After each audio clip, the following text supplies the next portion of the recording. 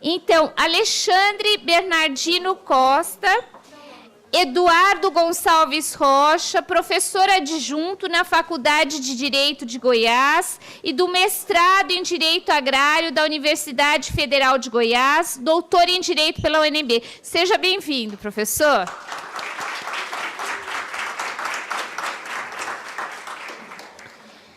Murilo Ramos, doutor em Comunicação pela Universidade do Missouri, pesquisador sênior do APICOM e SECOM, professor visitante da Universidade da República do Uruguai, professor aposentado da Faculdade de Comunicação, sócio-diretor da ECO, Estudos e Consultorias de Comunicações. Sua área de atuação principal é Políticas e Regulação de Comunicações.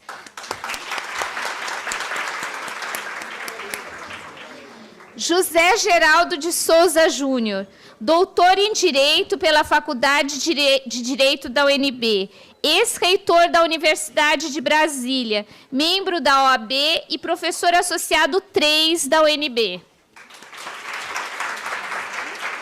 Ele não, né? Isis Tábuas, doutorando em Direito, Estado e Constituição na UNB, mestra em Direitos Humanos e Cidadania pelo CEAM-UNB. É integrante do grupo de pesquisa O Direito Achado na Rua e da Rede Nacional de Advogadas e Advogados Populares.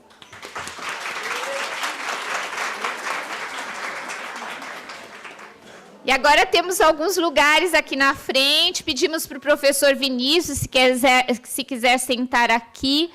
E hoje temos um público muito especial. Então, é com grande alegria que eu abro a nossa 3ª semana de comunicação organizacional, cujo tema é Comunicação Organizacional rumo aos 10 anos, na perspectiva do direito à informação, direito à comunicação e o direito achado na rua. E é com alegria que eu saúdo as alunas e os alunos aqui da FAC e o nosso público muito especial, que são os alunos e alunas do Paranoá, do SEM número 1, que vieram aqui acompanhados pelo professor Vinícius. O professor Vinícius Silva, professor de filosofia. Pessoal, temos muita alegria em recebê-las e recebê-los. A Universidade de Brasília está de portas abertas para vocês. Acho que vai ser um dia muito legal, um dia com as palestras aqui, depois vocês vão almoçar conosco no restaurante universitário. À tarde, uma série de oficinas, palestras e cursos. E a gente enfatiza, a universidade é de vocês e para vocês. E também vamos cumprimentar as professoras Elza, da Universidade Tecnológica Federal do Paraná, do outro curso no Brasil de Comunicação Organizacional, e a professora Mariângela, da Universidade de São Paulo, que vão estar aqui fazendo, enfim, acompanhando, fazem palestras à noite. Queremos agradecer também o pessoal da técnica por esse apoio todo. O evento está sendo filmado, gravado, vai estar disponível no link no YouTube ainda hoje, e para todo mundo que quiser ver e acompanhar à distância também.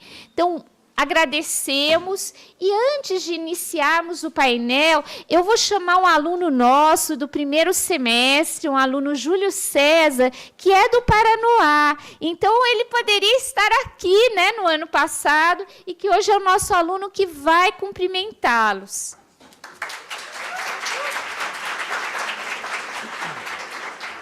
Olá, pessoal. Bom dia.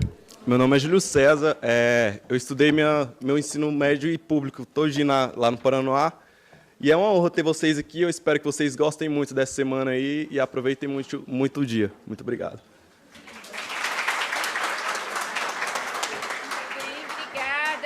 Obrigada. Então, vamos dar início agora já ao nosso primeiro painel, que é Conceitos e Categorias para a Compreensão do Direito Humano à Comunicação e à Informação, sob a perspectiva do direito achado na rua. Então, nós começamos agora enfim, temos ali vários palestrantes e sugerimos que comece agora a fala o professor Eduardo Gonçalves Rocha, da UFG, né, um membro externo aqui à mesa. Olá.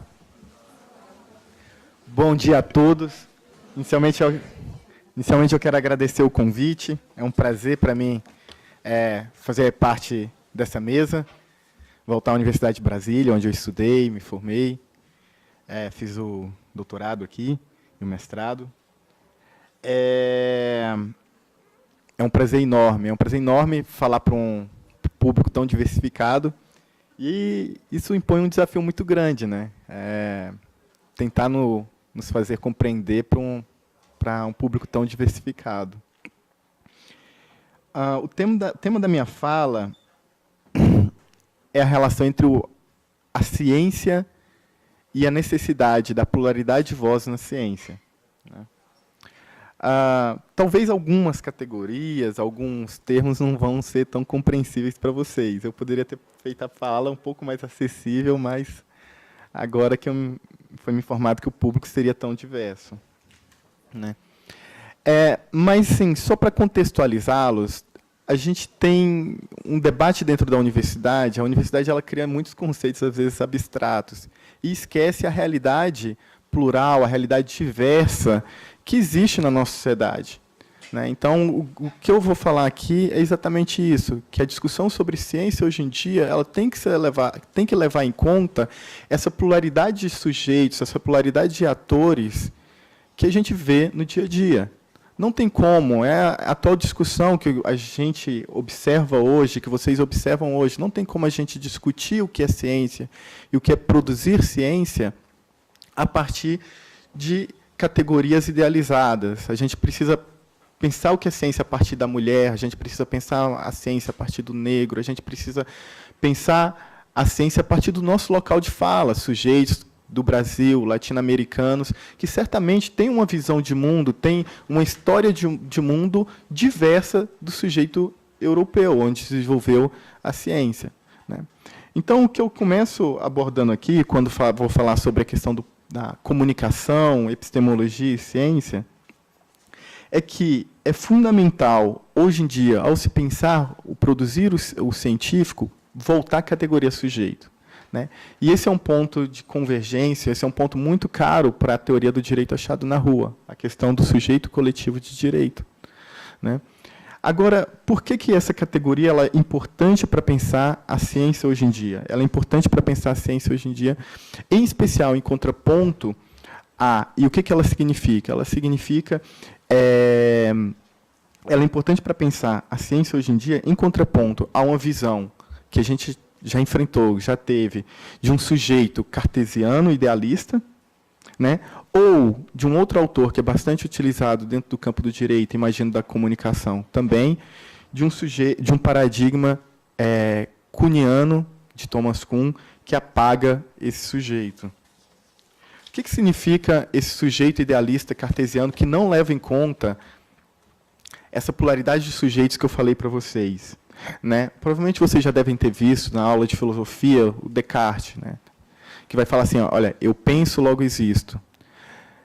É uma grande ilusão, é uma grande abstração isso. Por quê? Porque o pensar leva ao existir. Existe uma passagem não problematizada entre o pensar e o existir. Aquele sujeito que pensa, ou seja, o penso, logo sou, o penso, logo existe, ele, ao pensar, ele consegue representar a realidade. Isso, por mais que pareça tão óbvio, isso tem consequências políticas mesmo, para pensar a realidade muito práticas, né? Ou seja, o sujeito que pensa e logo é aquele sujeito que consegue representar toda a realidade a partir do seu pensamento.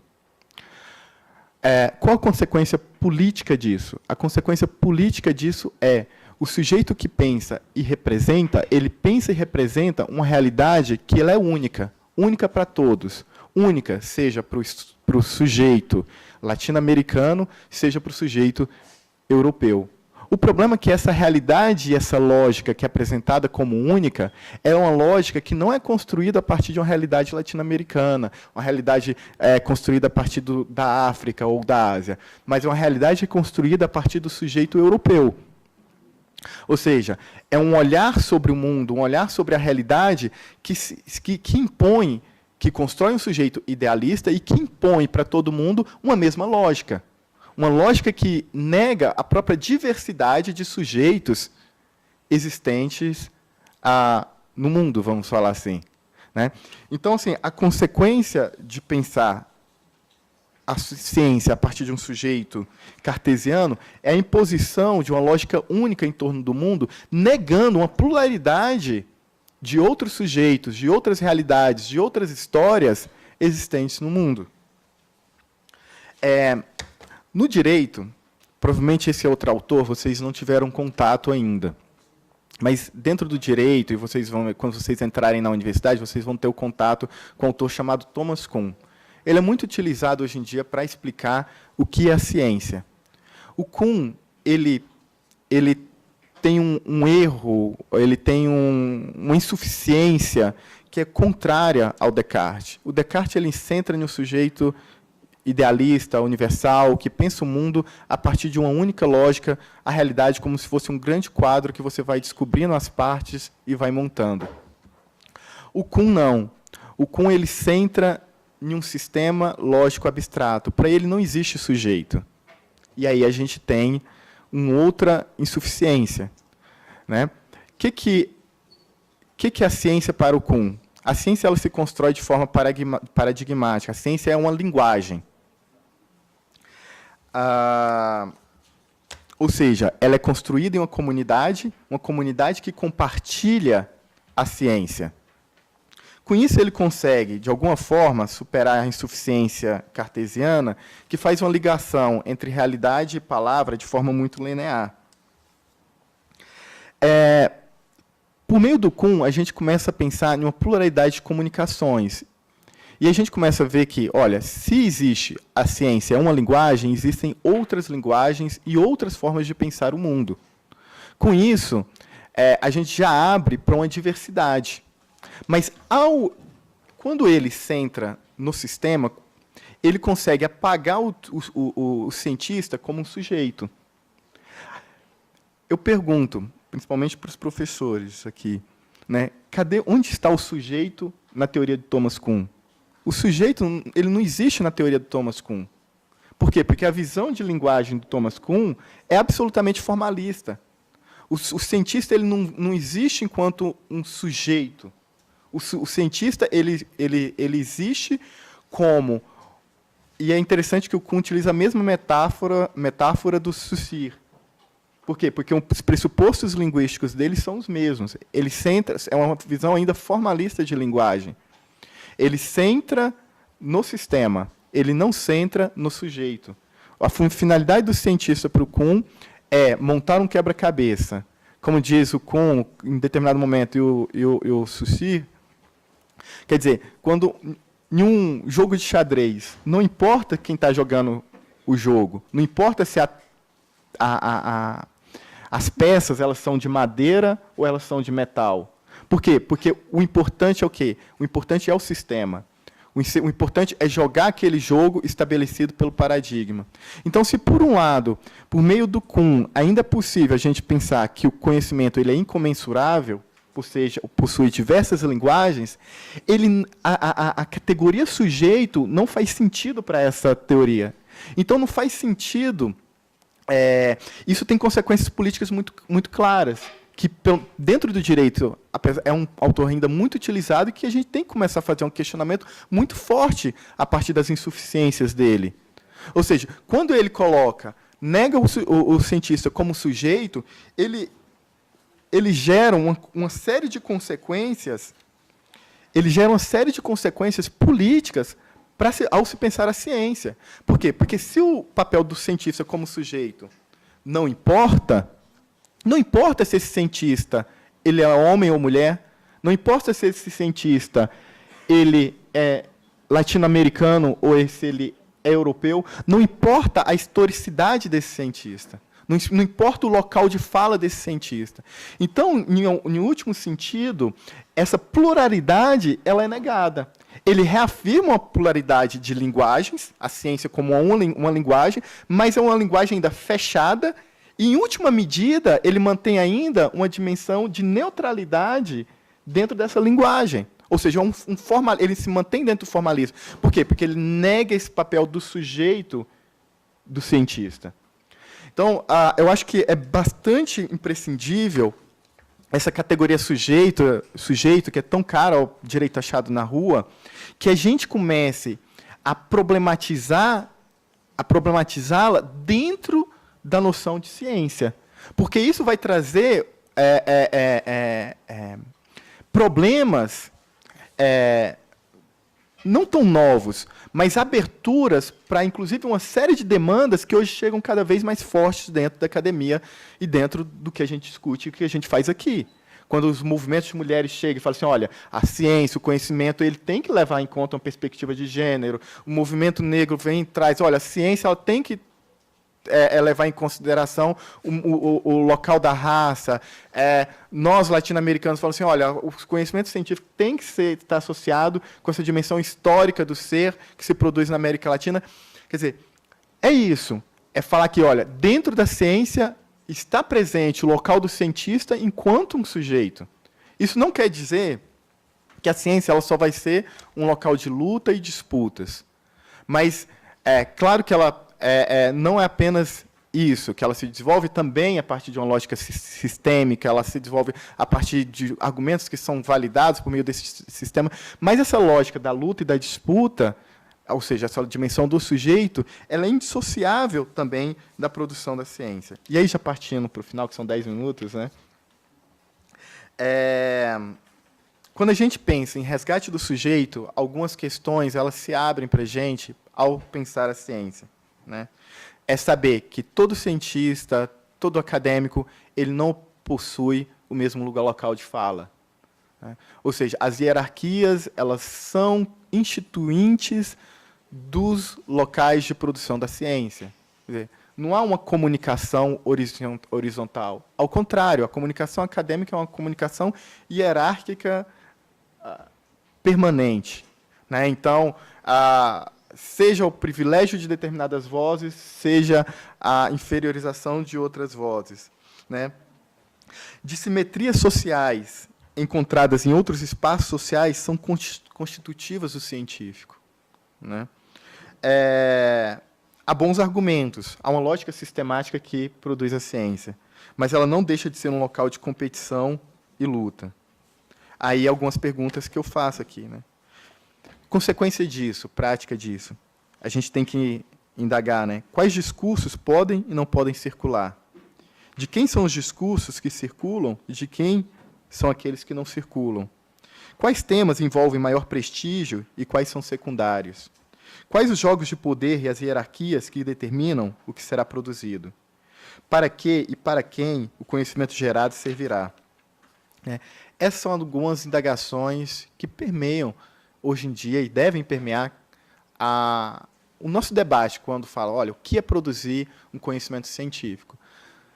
Não é... O que eu estou querendo dizer com isso, gente? Que o conhecimento científico ele não tem mais aquela, e não deve ter aquela áurea idealista de um conhecimento verdadeiro, neutro, inquestionável. Ao contrário, o conhecimento científico ele é marcado por meio dos seus sujeitos, dos seus lugares sociais e das hierarquias que formam e constituem esses sujeitos. Ou seja, um conhecimento datado, histórico, e que reflete essa polaridade política e comunicacional da nossa sociedade. Muito obrigado.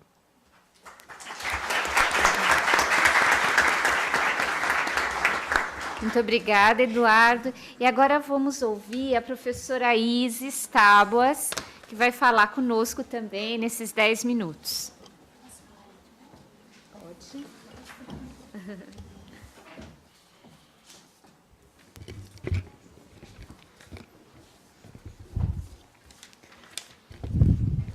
Ela é tão livre que um dia será presa. Mas presa por quê? por excesso de liberdade.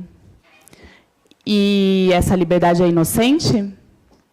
É, até mesmo ingênua.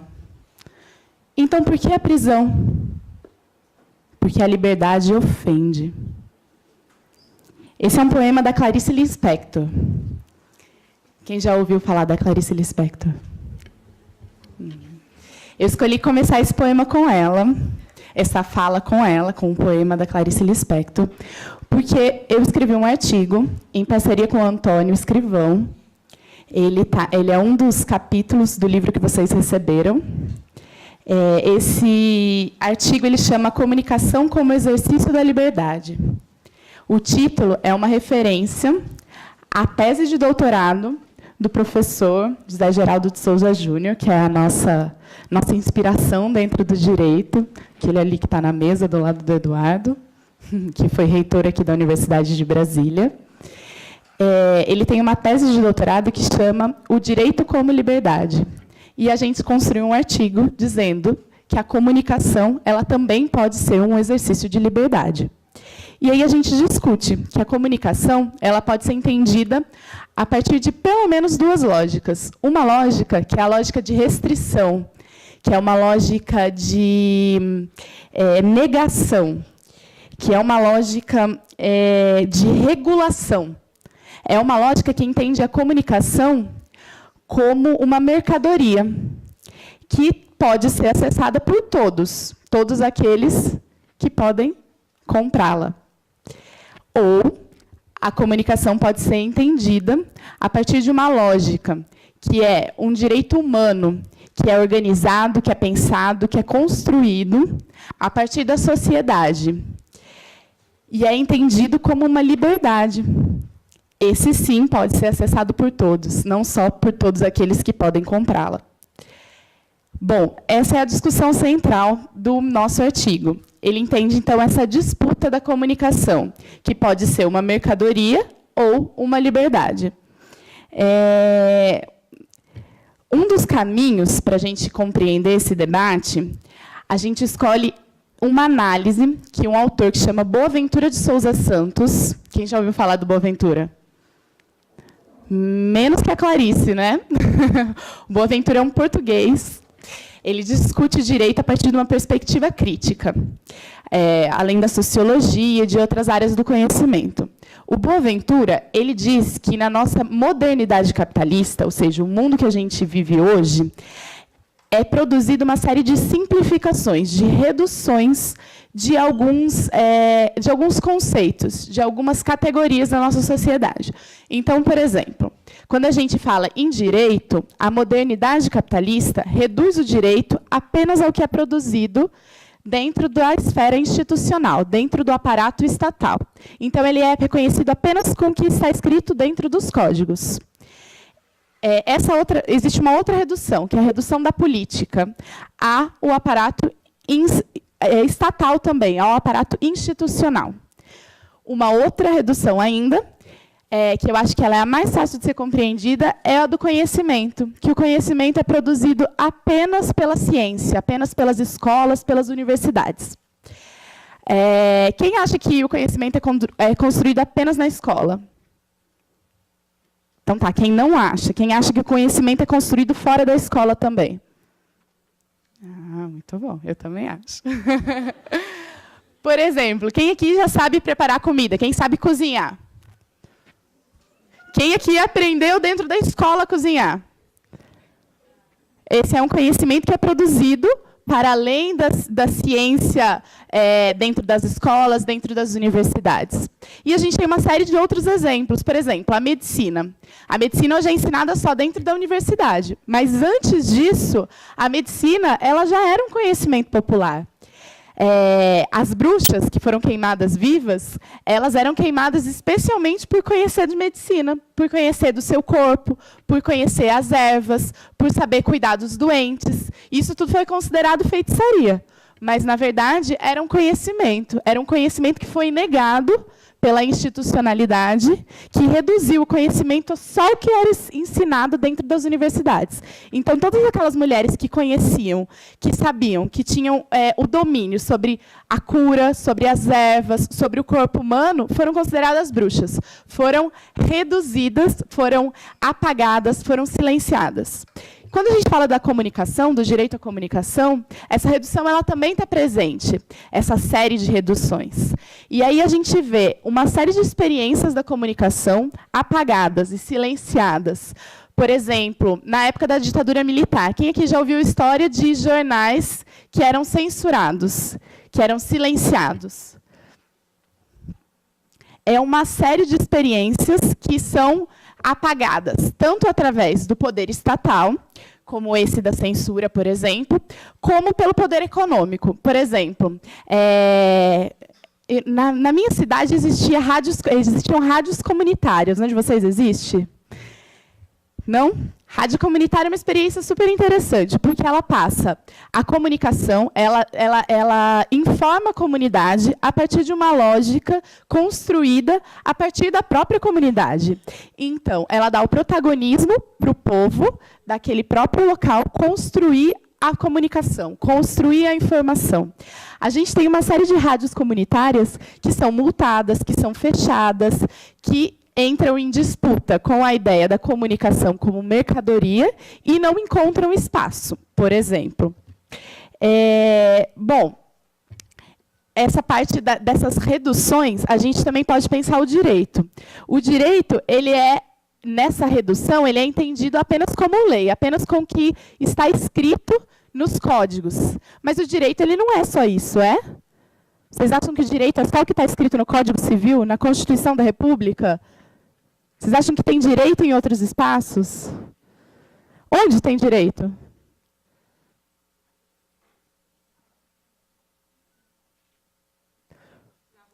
Na rua? O direito ele pode ser, sim, expresso por uma lei. Por exemplo, algum tempo atrás, a gente tinha regulado, alguns meses atrás, antes de uma tal reforma trabalhista, conhecem a reforma trabalhista? A gente tinha o direito à jornada de trabalho de até 8 horas reconhecido dentro do nosso ordenamento jurídico, da nossa legislação. Então, isso era um direito expresso pela lei. Mas a gente pode falar de outras leis que refletem o que a gente diz que é o não direito. Por exemplo, quando a gente fala dos direitos sexuais e reprodutivos das mulheres brasileiras, a legislação ela dá um não direito da mulher ao seu próprio corpo. Então, a lei ela pode expressar, sim, um direito, mas ela pode expressar também um não direito.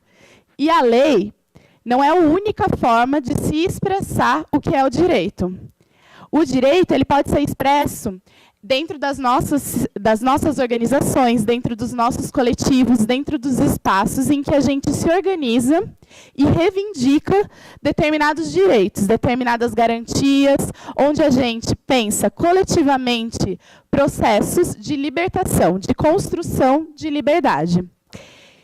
Então, o que eu quero dizer com isso? Que, por exemplo, dentro das escolas, quando a gente organiza coletivos, quando a gente organiza agremiações e reivindica, por exemplo, um intervalo entre uma aula e outra um pouco maior. Essa é uma reivindicação por um direito e ela é construída a partir de um sujeito coletivo, ou seja, um grupo de alunos, um grupo de indivíduos que pensa um projeto, que pensa uma determinada situação e que reivindica e que luta para construir esse direito. Então, o que eu quero dizer é que a política e o direito, eles são construídos cotidianamente em vários espaços, não só pelas instituições. Dá para entender? Sim? E aonde é que a gente constrói esse direito? Qual é o lugar que se constrói esse direito? O Direito Achado na Rua, que é o grupo do qual eu faço parte, que o professor José Geraldo é o nosso líder, ele diz que o direito ele pode ser encontrado na rua, que o direito ele é achado na rua. O fundador do Direito Achado na Rua é o professor Roberto Lira Filho. O professor Roberto Lira Filho ele fez uma tradução, uma vez, de um poema de Karl Marx. Karl Marx vocês já ouviram falar, né? E o poema é assim. Kant e Fichte buscavam o país distante, pelo gosto de andar no mundo da lua.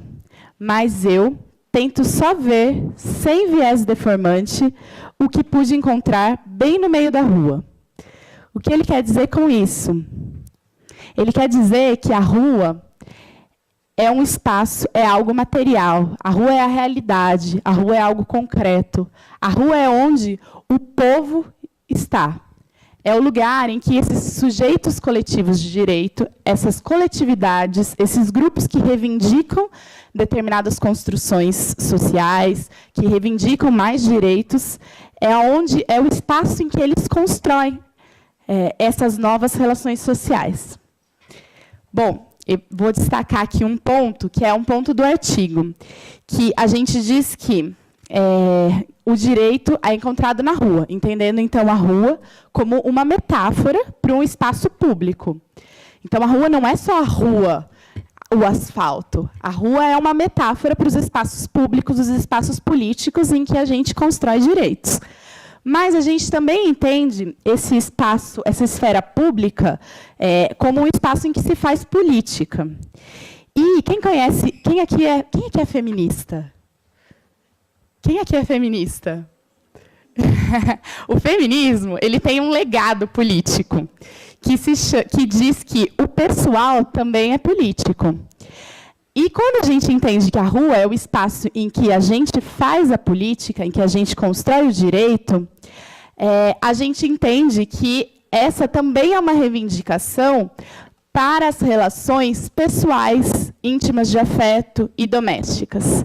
Então, o direito que a gente encontra na rua, que a gente constrói na rua, ele é o direito, são as reivindicações trabalhistas, previdenciárias, são as reivindicações por melhores condições no mercado de trabalho, ou por alterações estruturais nas nossas relações de trabalho, mas também são reivindicações por igualdade dentro das nossas relações humanas, dentro das nossas relações domésticas, dentro das nossas relações familiares. Então, a rua, ela é uma metáfora, ela é uma metáfora. Vocês já aprenderam o que é metáfora, né? É uma metáfora para os espaços políticos onde a gente constrói, onde a gente reivindica os nossos direitos, sejam eles direitos que a gente constrói na esfera pública ou direitos que a gente constrói nas nossas relações interpessoais, nas nossas relações domésticas. Bom, a partir desses conceitos, então, de sujeito coletivo de direitos, que é esse coletivo que constrói o direito, a partir da compreensão da rua como esse espaço político em que a gente constrói direitos, a gente pensa um pouco esse avanço do conservadorismo que a gente tem observado tanto no Brasil, como na América Latina, como no Norte global. Então, no Norte global, a gente vê a ascensão do Trump, que é um presidente bastante conservador. Aqui no Brasil, a ascensão do presidente Michel Temer, que é um presidente bastante conservador. Na América Latina, uma série de outros presidentes também conservadores, e pautas, para além da institucionalidade, também conservadoras, vão avançando em todas as esferas da nossa sociedade. E aí a gente começa a pensar, assim, já encerrando, vou deixar só a pergunta porque o meu tempo acabou. Quando a gente vai pensar o direito à comunicação, como é que a gente pensa dentro desse cenário de conservadorismo? Como é que a gente pensa, por exemplo, as novas tecnologias, a internet? Ela é um espaço que se constrói direito, que se fala sobre direito, que se fala sobre política? Ela é um espaço que é entendido como mercadoria, ou ela é um espaço que é entendido como liberdade, como direito humano que todos nós podemos acessar? Nossa, isso é muito bom. É os dois. É uma disputa. É justamente isso que a gente está falando. Ela pode ser entendida como mercadoria e ela pode ser entendida como um direito humano, como uma liberdade. E é nessa disputa que a gente tem que entrar. A gente tem um exemplo, só para finalizar, que, por exemplo, chama Movimento Xingu Livre, que fala sobre uma hidrelétrica construída, que foi proposta a construção em Altamira, lá no Pará. É uma hidrelétrica de Belo Monte, que a gente chama. E as comunidades tradicionais, os indígenas, eles reivindicaram que os direitos deles de permanecer nos lugares em que eles já viviam, que eles já moravam, que têm a cultura deles estabelecida. foi uma disputa entre a mercadoria, entre princípios capitalistas e entre as comunidades tradicionais. E a internet, nesse caso, foi usada como uma forma de comunicação, de mobilização, de articulação de uma série de movimentos e de organizações para além daquele lugar, que chama Altamira. Então, o Brasil inteiro se envolveu, uma série de outros estados nacionais, uma série de outros países também se envolveram para defender esse direito humano que afetava principalmente as famílias que estavam lá, mas que afetava de uma forma global também outras comunidades. Então, a gente tem alguns exemplos da internet e da comunicação sendo usadas para garantir os direitos humanos, para garantir a liberdade. Mas a gente também pode ver exemplos em que a internet é usada exclusivamente como uma mercadoria. Bom, o direito achado na rua, ele defende que o direito à comunicação ele deve ser uma manifestação dessa palavra, que o sonho humano alimenta e que não há ninguém que explique e ninguém que não compreenda. Que palavra é essa? O direito achado na rua, ele defende, então, que a comunicação ela tem que ser uma manifestação dessa palavra, que o sonho humano alimenta, que não há ninguém que explique e ninguém que não compreenda. A liberdade, segundo Cecília de Meirelles. Obrigada.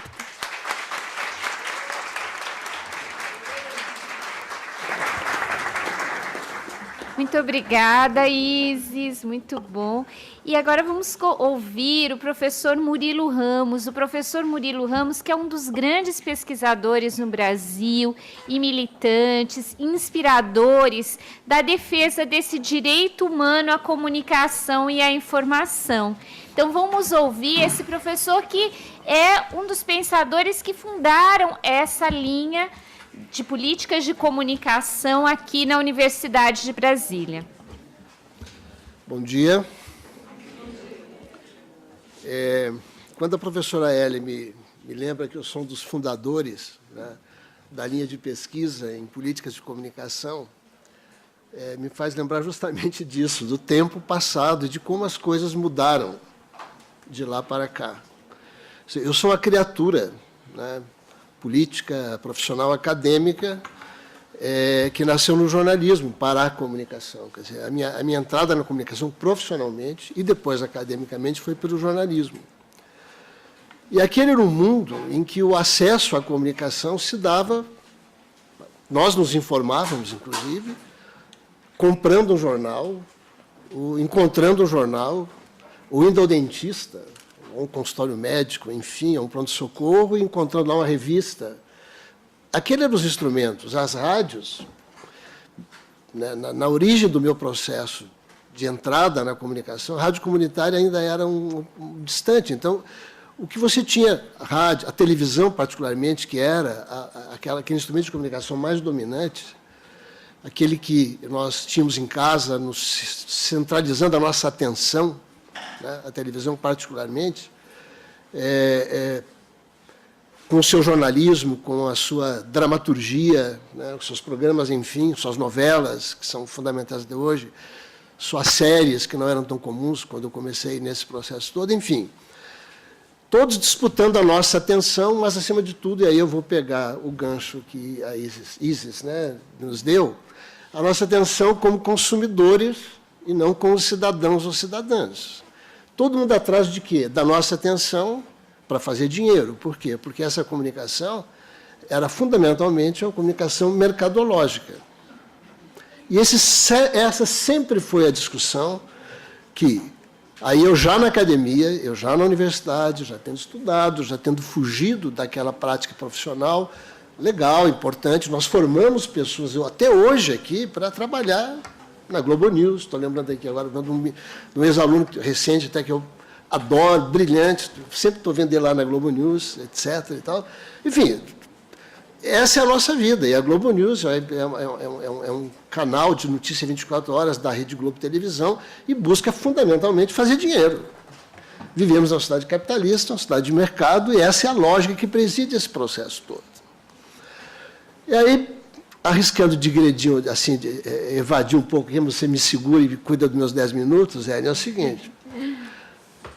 1982, 83, o que para quase todo mundo aqui não faz muito sentido lembrar tanto tempo atrás, certo? Tá? Eu já dando aula aqui de jornalismo, né, e com essa preocupação na cabeça, né, da mercadoria, de como fazer, de como aumentar o acesso, eu montei um projetinho de extensão, um projetinho que era muito modesto, tinha dificuldades na época de fazer uma rede de extensão, com um grupo de alunos interessados, fincados na rua, nesse sentido, que depois eu vim aprender mais formalmente com o professor Zé Geraldo, foi a pessoa que me trouxe isso, e, aliás, só faço um parênteses, quando eu peguei o livro hoje do Direito Achado na Rua, feito por nós e eles, eu lembro quando ele me deu, acho que 30 anos atrás, o volume 1 ou 2 do Direito Achado na Rua, feito lá no Direito pelo grupo de pesquisa dele, entende? Então, foi emotivo para mim segurar um livro que nós construímos juntos, agora depois de tantos anos, enfim. Mas com essa preocupação de como é que você coloca a rua na notícia, como é que você faz, você montei isso para a extensão, e fomos fazer jornal no Paranoá. Parece que eu estou inventando isso, porque eu não sabia que vocês iam estar aqui hoje. Não teria nem tempo de pensar. A Hélio nos surpreendeu a todos aqui. Ótimo que vocês estão aqui.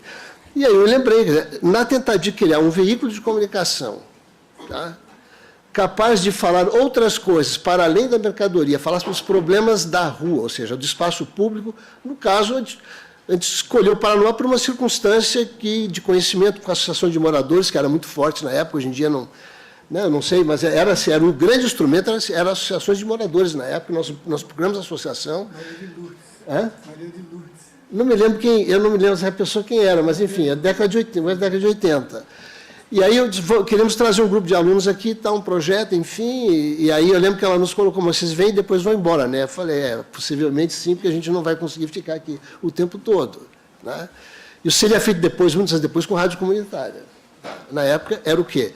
Era um jornal, eu vou falar uma tecnologia aqui que eu tenho quase certeza que ninguém nunca ouviu falar, mimeógrafo. Era como você conseguia produzir um veículo impresso, tá, a um custo baixo e fazer aquela informação ser produzida localmente, distribuída localmente em um papel, um boletinzinho que saía em papel, enfim.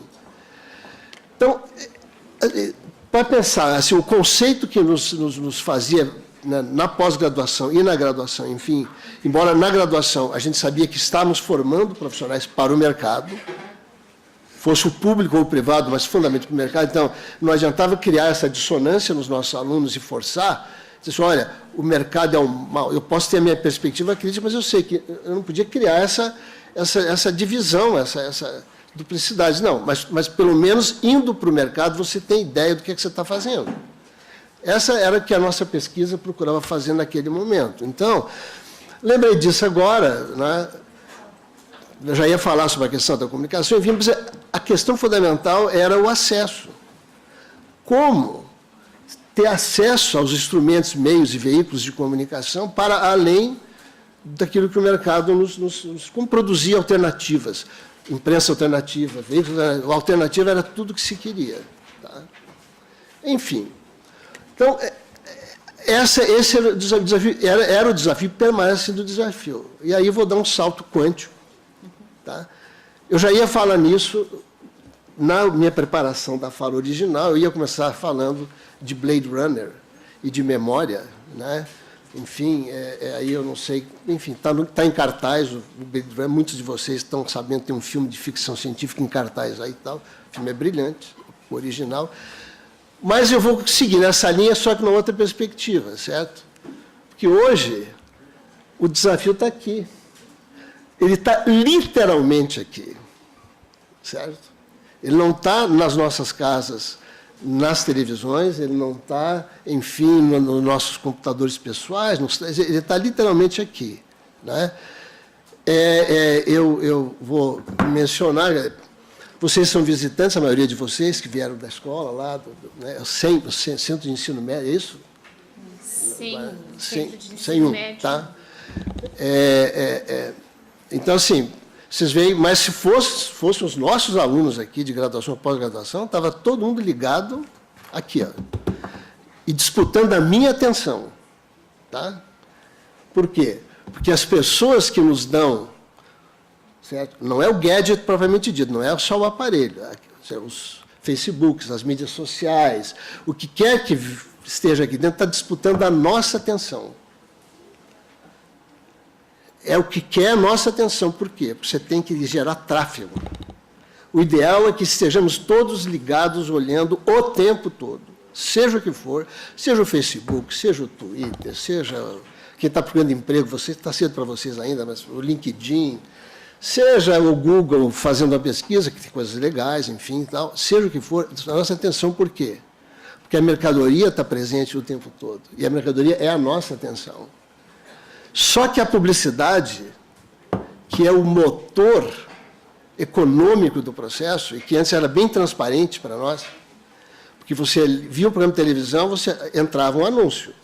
Ah, que coisa chata, o horário do comercial, mas você saía, você podia nem ver, podia sair, podia fazer outra coisa. Você pegava uma revista, a página de anúncio, passava o anúncio, você tinha o direito, agora você não tem opção. Porque o anúncio é você. Aquilo que nós, ao acessarmos isso aqui, tá? Acessarmos todos os termos e condições que nos colocam, que a gente nunca lê, porque é uma coisa desse tamanho, dizendo, pode usar os nossos dados pessoais da maneira que quiserem utilizar, aqui é que é a mercadoria. Então, se antes nós já éramos, dizíamos isso, estudos teóricos e tal, que a gente era a mercadoria, ou seja, a publicidade é tão mais cara, ou seja, o capitalista, dono da revista do jornal, enfim, do veículo, ele tanto vai ganhar mais dinheiro, quanto mais a gente assista. Agora, tanto vai ganhar mais dinheiro, quanto mais a gente acesse para fazer seja o que for. Tá? E ao acessar, eu digo isso porque, veja, é o que eu não fechei meu raciocínio. Eu não sei, assim, o acesso é problemático, você tem problema porque o gadget, o terminal é caro, tá certo? O smartphone não é barato, enfim, essa é uma outra discussão que nos coloca restrições. A assinatura de uma conexão em banda larga é cara, tá? Se eu vou num pré-pago, eu vou ter limitação de banda, ou seja, eu vou ter dificuldade de acesso, enfim. Esse é o grande problema nosso hoje de fazer com que se democratize e haja o pleno exercício do direito humano à comunicação, ele passa fundamentalmente por esse processo hoje, pelas redes de telecomunicações, passa pelo acesso a elas e passa pelas possibilidades de ter acesso ao que nós bem entendemos, porém com essa grande pegadinha, que é a pegadinha de que nós estamos gerando valor, ou seja, nós estamos gerando dinheiro para quem? Né? Eu tenho certeza que todo mundo aqui tem noção do valor econômico do Facebook, no mundo todo, o valor econômico, aliás, não é só o Facebook, do Uber, ou do valor econômico de uma empresa de internet, por quê? Porque ela está gerando esse valor em cima daquilo que nós fornecemos para essas empresas. Então, esse é o grande desafio hoje da comunicação. E eu estou aqui preso não só na ponta, quer dizer, é claro que é fundamental o acesso, a gente tem que assegurar o acesso, estou chegando lá, tem que assegurar o acesso mais pleno, absoluto, mais livre, mais fundamental. Mas só com o acesso não é suficiente, a gente não olhar a outra ponta, porque a questão da privacidade dos dados pessoais que a gente está fornecendo gratuitamente hoje, ela é terrível, porque ela é totalmente intransparente, nós não temos ideia do que está sendo feito com isso. Eu não estou falando aqui de riscos. Um dos projetos que nós acalentamos hoje aqui, da professora Janara Souza, da nossa linha de pesquisa, tá? Com quem eu comecei a dar uma disciplina, inclusive, esse semestre, sobre comunicação, internet e direitos humanos. Estou trabalhando com ela, infelizmente tive que me afastar por uma razão pessoal, né, mas estou voltando agora, né, para a disciplina. Ali é a preocupação, a professora Janara tem um projeto chamado Escola de Apps, Escola de Aplicativos, ou seja, é voltado. Ele parte da perspectiva científica de gênero, tá certo? Ou seja, trabalhar as jovens mulheres, não só mulheres, mas fundamentalmente mulheres nas escolas, para produzirem aplicativos que se protejam de assédio, se protejam de violência, se protejam de tudo que nos chega hoje por meio dessa coisa milagrosa, terrível, que é a internet. Então, o grande desafio hoje, e aí eu encerro, eu comecei lá atrás fazendo jornal de papel, comecei lá atrás fazendo um jornalzinho de mimeógrafo no Paranoá. Hoje toda a minha atenção está focada. Eu guardei no bolso para mostrar para vocês, fazer um efeito cênico aqui assim, porque normalmente a gente deixa ele aqui, não deixa? E a gente fica conversando com vocês, falando e espiando aqui, né? Entrou um WhatsApp, tá?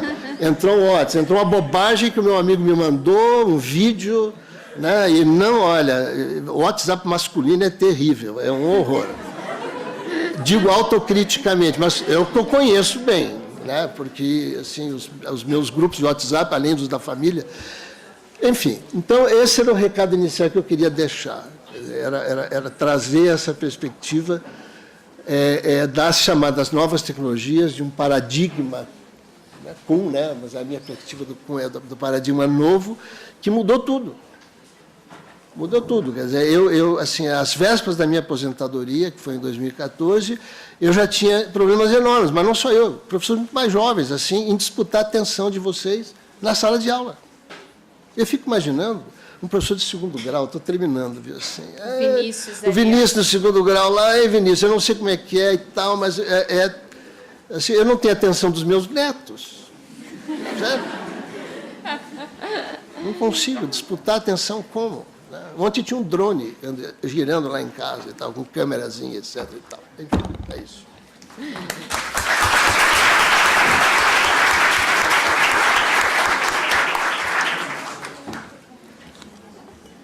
Obrigada, Murilo. E vamos ouvir agora o professor José Geraldo de Souza Júnior. Então, bom dia a todas, a todos. Bom dia. Paranoá, bem-vindo, né?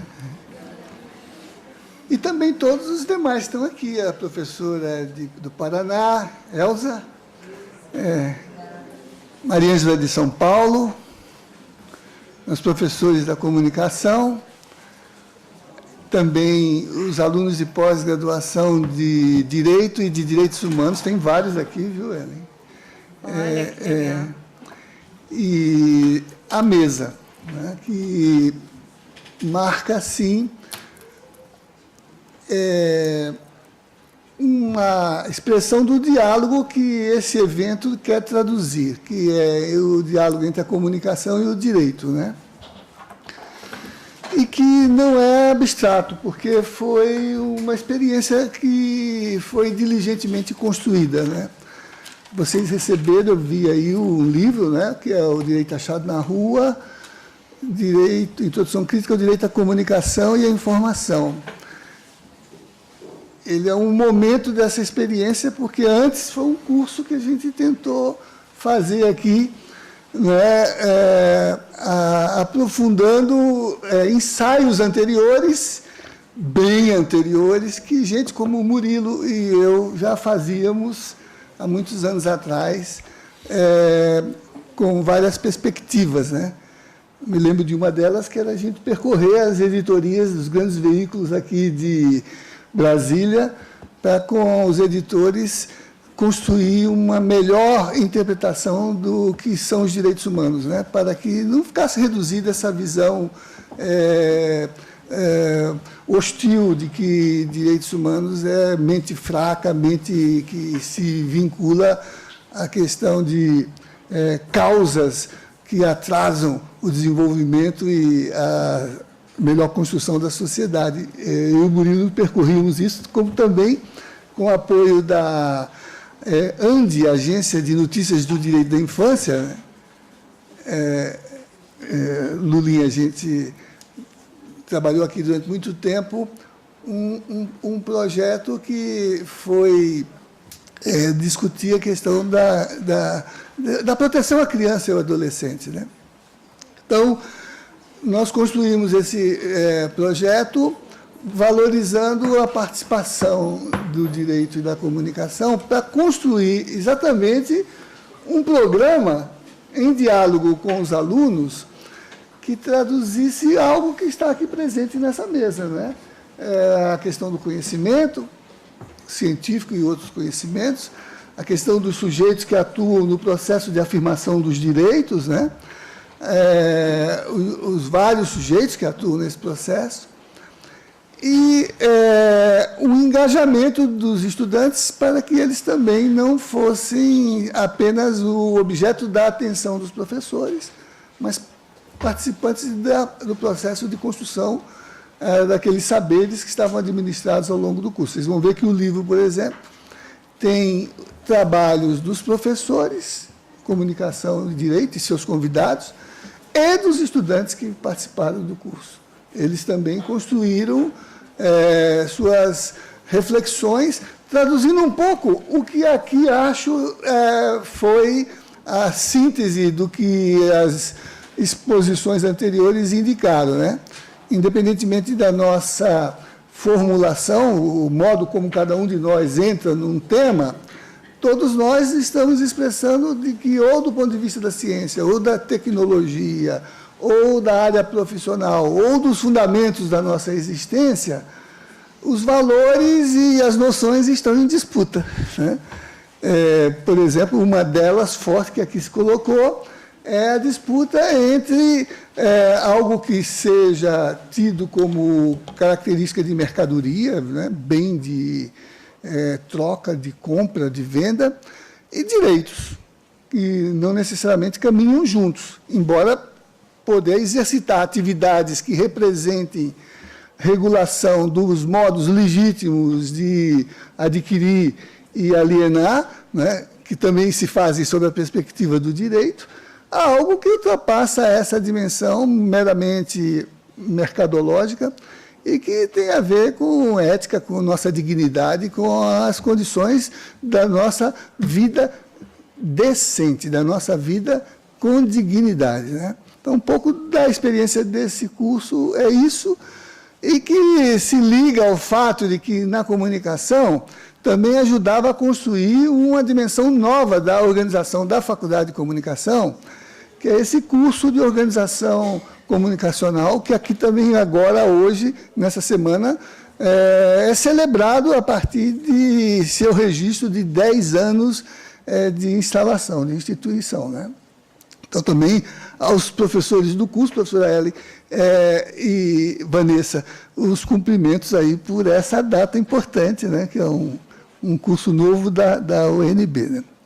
Então, eu queria voltar agora a essa questão dessa disputa, né, porque os dois movimentos podem caminhar nas suas próprias trilhas, né, a trilha do direito, a trilha da comunicação, né, ou se articularem, se a gente tem, do ponto de vista do modo de compreender essa articulação, formas mais abertas ou mais restritas de lidar com esse tema, com esse problema, né? Então, aqui a gente já viu que, por exemplo, uma reivindicação muito importante é que todos os saberes dialoguem, né? Direito, comunicação, medicina, engenharia, saber universitário, saber organizado, saber sistematizado, e o saber comum, o saber compartilhado, o saber que a gente vivencia na nossa vida normal, cotidiana, né?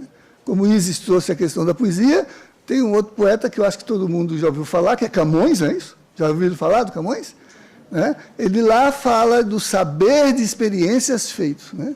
Saber de experiências feitas, para aludir ao fato de que agir no mundo implica em saber organizar o modo de pensar, mas dizer palavras bonitas, né? Mas tem que envolver a nossa condição protagonista, de sujeito, para agir no mundo e, na medida do possível, transformá-lo, né, com valores e com condições de maior dignidade, né? Vida boa, vida decente, né?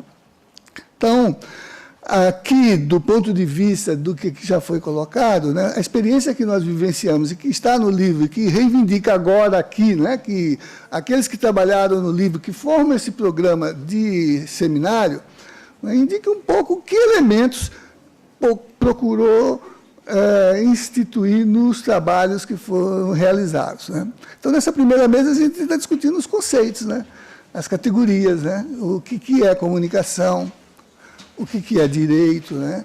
E como isso se dá, não abstratamente, mas levando em conta as disputas que estão em curso, né? Então, a primeira disputa é essa, de natureza da existência da gente, né? As coisas que nós aprendemos são feitas para a gente consumir, ou para a gente se desenvolver com dignidade, né? Na medida do possível, ambas, né? Mas, em geral, elas estão em contradição, né? Então, uma boa parte das discussões do curso é tentar encontrar modos de tomar posição nessa disputa. A disputa entre, por exemplo, no caso, direito e comunicação como bens de consumo, ou direito e comunicação como bens sociais, bens que têm valor para realizar a dignidade da nossa vida humana, né? Então, esse é um primeiro ponto que foi trabalhado, que eu acho que, por exemplo, pode ser visto como a base de todas as tensões políticas que a gente está vivendo hoje, né? Por exemplo, quem ignora que boa parte das tensões de nosso momento atual, né, que são políticas, né? O governo é legítimo, não é legítimo? A substituição de um governo por outro obedeceu a pressupostos estabelecidos de forma constitucional ou não, né? As tensões que estão envolvendo, por exemplo, julgar a conduta pública das funções políticas dos agentes que nos representam, né, tem se dado de maneira adequada ou não, todos nós tomamos convivência com isso, mas boa parte do que a gente toma como referência para tomar posição, para afirmar posição, é aquilo que a comunicação nos proporciona, enquanto um veículo de informação, mas também enquanto uma capacidade de apresentar a informação não como um direito ou uma salvaguarda de quem organiza os meios de comunicação, os jornais, a internet, a televisão, mas como algo que é um direito nosso, de poder, enquanto cidadãos, dispor de referências corretas para poder orientar o nosso agir e a nossa maneira de formar a nossa opinião, né? Então, vocês sabem que os dois casos, o direito, no processo legislativo de produzir leis, e no processo judicial de julgar a conduta das pessoas, né, tudo isso é matéria, hoje, de nossa atenção diária. Mas também como a comunicação oferece isso. Não é fácil. Vocês viram que, na semana passada, um reitor da universidade foi ao suicídio, exatamente pela situação limite em que a tensão entre direitos em disputa e o modo como se projetou no social as reputações e as expressões da sua conduta produziram esse limite que foi trágico, né? Então, aqui no curso a gente discute isso e lembra que são essas tensões que estão em causa. E a principal delas, do ponto de vista da nossa reunião de hoje e dessa semana, é entender, né, que no nosso país, embora se tenha em conta as questões tecnológicas, não se resolveu ainda a bom termo o entendimento que a gente tem da comunicação e da informação como direitos fundamentais, e não apenas como mercado organizado para produzir lucro com a produção de comunicação e de direitos, né? Então, os donos dos jornais e das televisões podem ter um certo limite de direitos sobre como exercita regularmente essa atividade. Mas o que eles têm que reconhecer também como direitos que não cabem dentro das disposições do contrato?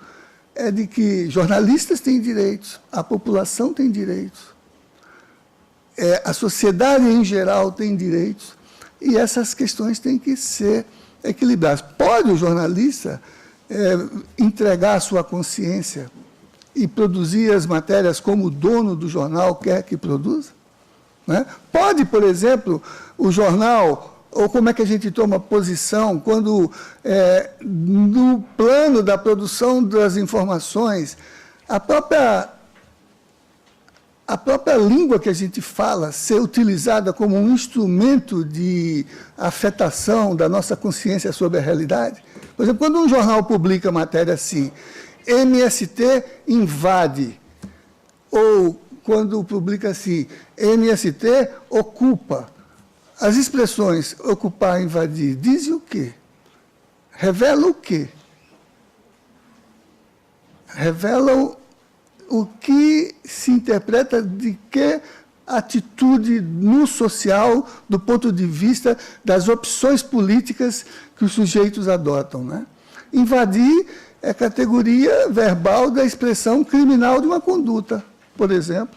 Invadir, crime de esbulho possessório. Ocupar é uma expressão politizada de uma conduta. Ocupar, transformar a dimensão útil de um determinado espaço social. Por isso que recomendo que vocês vejam um documentário chamado O Direito Achado na Rua 2016, está no YouTube, em que, discutindo todos esses conceitos, o eixo da apresentação da matéria é o das ocupações das escolas pelos estudantes secundaristas, sobretudo de Brasília. Mas está lá a Maria Júlia também dando depoimento. E uma parte do debate que envolve a questão da comunicação e do direito é essa disputa, que é semântica, que é econômica, que é política e que é jurídica. Depois, se tiver tempo, a gente pode discutir cada uma delas. Mas não tem ninguém excluído desse processo. Ninguém está de fora, mesmo que aparentemente diga não tem nada a ver com isso. Todos nós estamos envolvidos nesse processo, porque, como disse o Murilo, né, na mediação dos instrumentos, a gente está divulgando. A comunicação não é só a notícia que é produzida, a informação que é dada.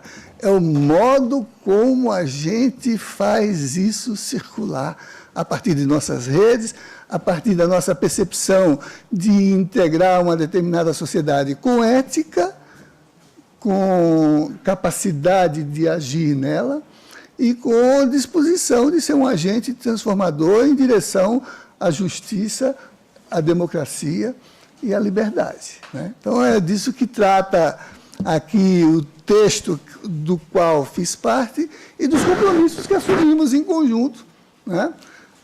Eu pelo direito, professora Ellen pela comunicação, com todos os demais que se envolveram, né?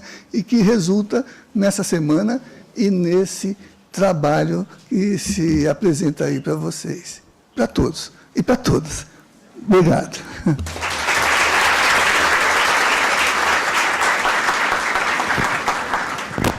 Muito bem, pessoal. Vocês vão poder fazer 2 perguntas, porque já temos rapidamente o outro painel. Mas antes eu quero perguntar uma coisa para vocês. Quem acha que o Paranoá é longe daqui? Levanta a mão. Quem acha que é perto daqui? Levanta a mão. Pessoal, olha só. Depende, né? Se você vier de Uber, se você vier de ônibus fretado, se você vier de táxi, se você vier de carro, Paranoá é perto. Agora, se você vier, por exemplo, de transporte público, embora não seja longe, ele fica longe. Agora, pensem comigo, o que é mais longe? Onde é mais longe? O Paranoá.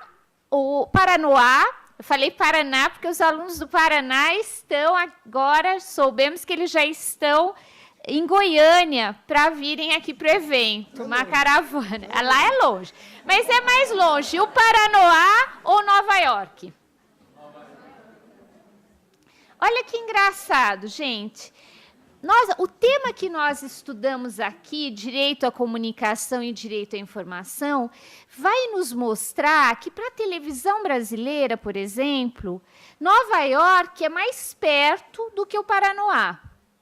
Porque se eu, que moro em Brasília, ligo a televisão, muitas vezes eu fico o dia todo assistindo a Globo, eu tenho mais informações, eu ouço falar mais de Nova York do que do Paranoá. Observem, acompanhem. Isso acontece também se a gente observar as músicas que a gente ouve no rádio. Muitas vezes eu ouço muitas músicas que estão muito mais longe do que o Paranoá está de mim. O Paranoá é longe nessa perspectiva. Daí vocês me falam, não, mas e a internet? Se a gente observar a internet, você tem uma produção, você tem blogueiros, você tem que estão muito longe também.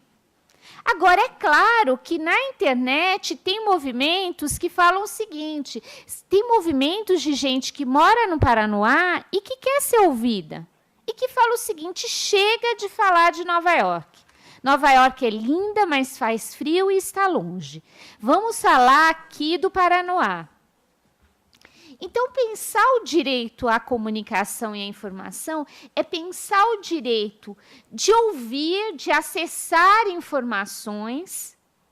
E esse direito é importante. A gente não pode dizer que esse direito está totalmente consolidado. Por exemplo, se nós observarmos, eu li uma pesquisa ontem sobre isso ainda.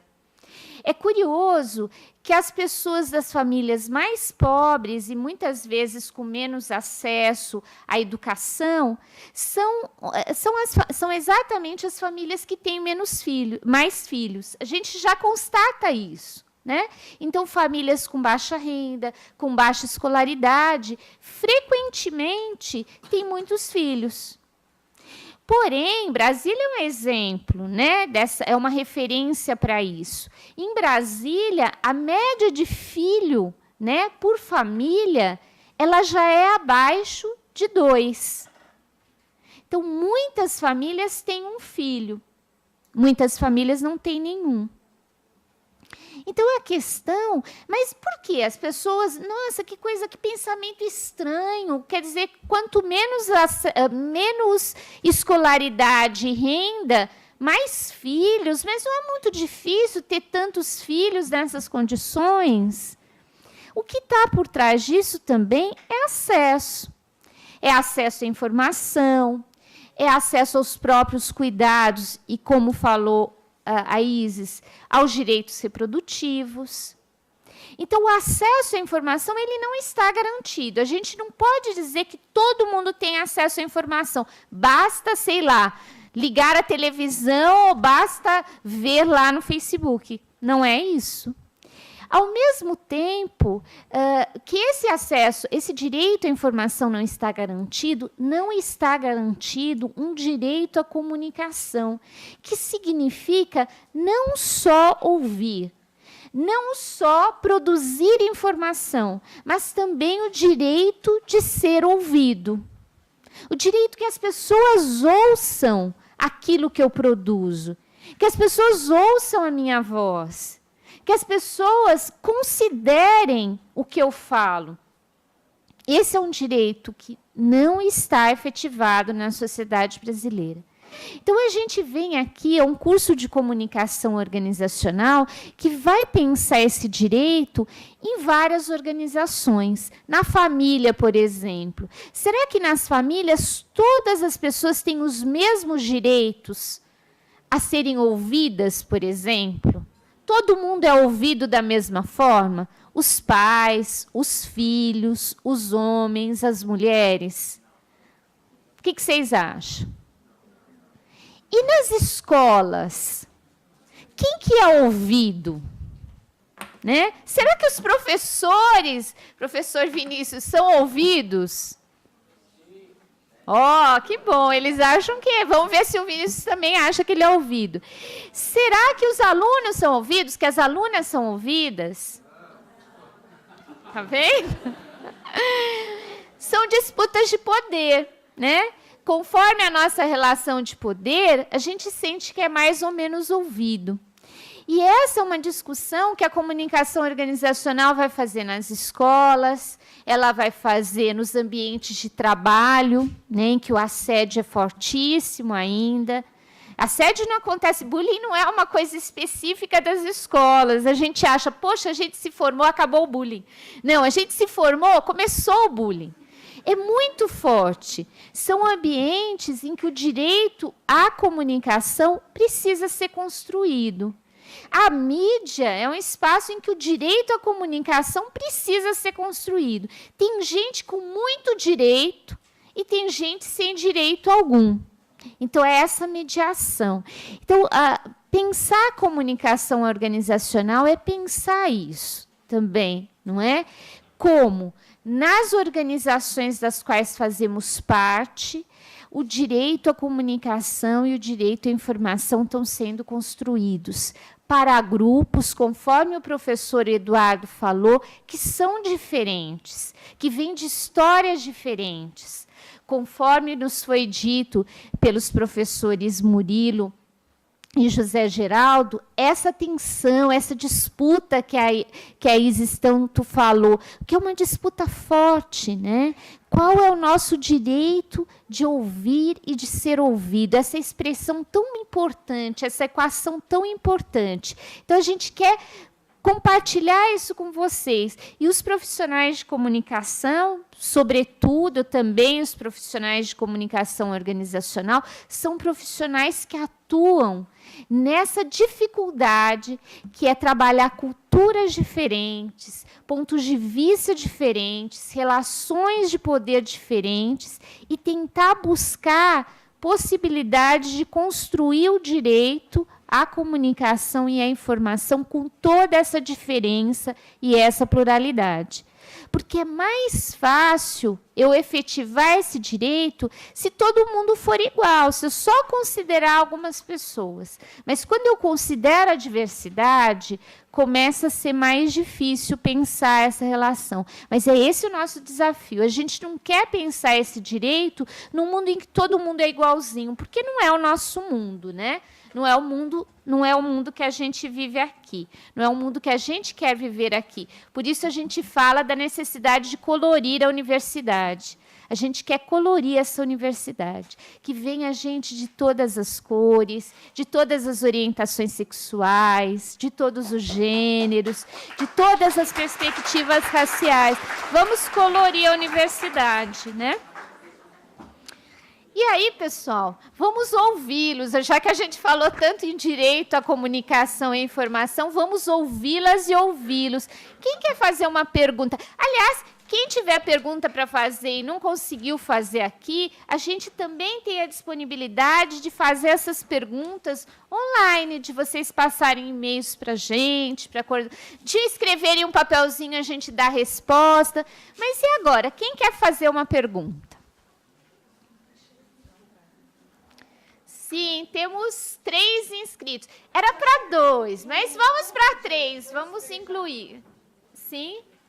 Começa, temos Vinícius, temos Pedro e temos você. Qual é o seu nome? Amanda. Vamos lá, venham aqui.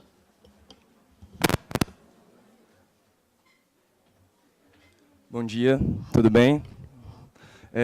Eu sou o Pedro, sou daqui do mestrado, da comunicação, sou orientando da Ellen também. Queria fazer uma pergunta em especial para o professor Murilo, mas queria ouvir o professor José Geraldo também, não sei se... Deixa eu ver se consigo me explicar rapidamente. Queria saber se vocês acham que o processo que a gente viveu agora, essa crise agora, o golpe, ou, enfim, como queiram, o professor Geraldo deixou em aberto como a gente pode chamar esse processo, mas, enfim, o quanto isso foi um processo, uma crise de comunicação também.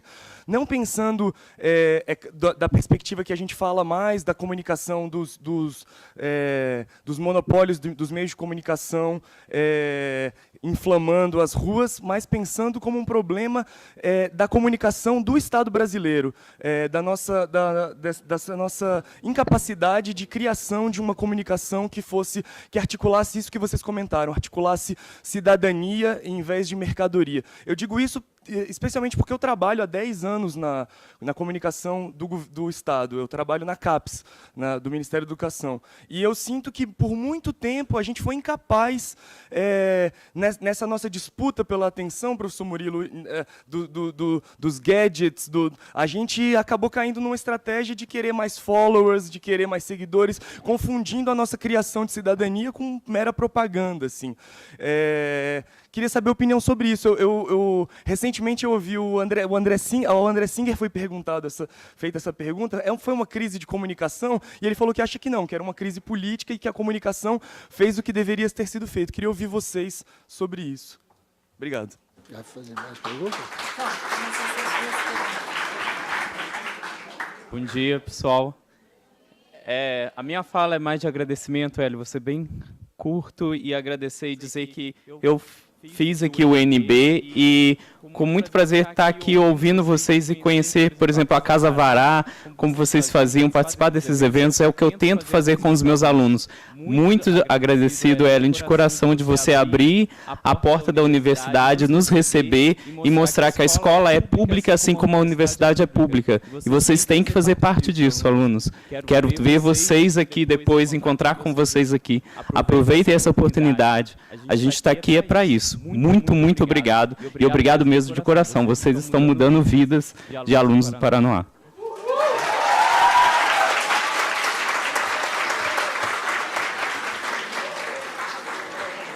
Bom dia. Eu queria fazer uma pergunta mais... Bom dia. Eu queria fazer uma pergunta mais para você, para todos, mas principalmente para quem estava falando do assunto. Na sua opinião, na opinião de todos, vocês acham que tem algum conflito entre a comunicação voltada para a liberdade, assim como o direito achado na rua, e a comunicação capitalista? Isso.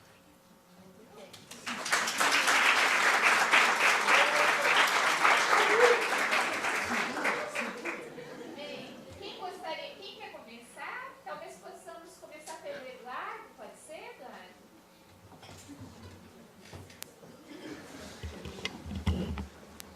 Ele é um dos fundadores da Casa Vará. Acho que não teve nenhuma pergunta direcionada para mim, mas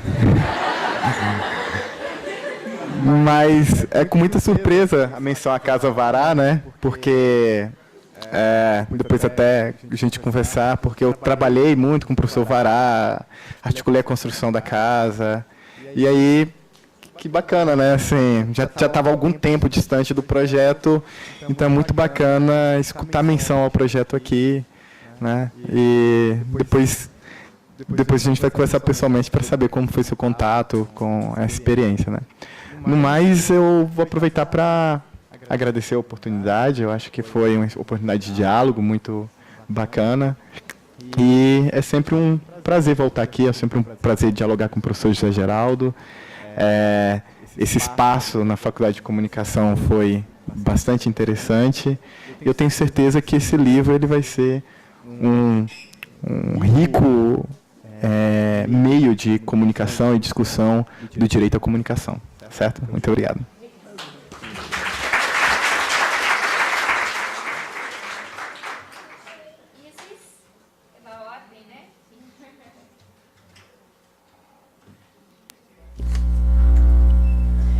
Pronto? Aí. Como é seu nome mesmo? Amanda. Primeiro, parabéns para Amanda pela pergunta. Acho que é uma pergunta super relevante, super importante. Ela sintetiza bastante o que foi dito aqui, né? Que é a comunicação. Ela pode ser um instrumento de construção de liberdade, ela pode ser um exercício de liberdade, ela pode ser um direito humano, mas ela também pode ser reconhecida como uma mera mercadoria. E é justamente isso que a gente estava falando, né? Dessas reduções, dessas simplificações que a modernidade capitalista faz com os nossos direitos, com a comunicação, com a política. Ela reduz, ela diminui, ela tira a ideia de sujeito, a ideia de humanidade. Ela simplifica tudo como mera mercadoria. Inclusive nós mesmos, né? Nós passamos a ser vendidos como mercadorias, como o professor Murilo também estava falando agora. Então, existe sim uma diferença, mas é uma disputa. E hoje a gente pode enxergar a comunicação das duas formas. Ela pode ser sim uma mercadoria, ela pode ser sim um instrumento, uma parte da sociedade capitalista, mas ela também pode ser enxergada como um direito humano, como liberdade. E é essa liberdade, é esse direito humano que o direito achado na rua ele tenta construir. Ele constrói. Ele constrói a comunicação como liberdade, a comunicação como um direito humano que deve ser acessado por todos e por todas. Então, obrigado pela pergunta, e eu acho que você pegou exatamente o debate central aqui da mesa. Era justamente esse. Obrigada, Amanda. Professor Murilo.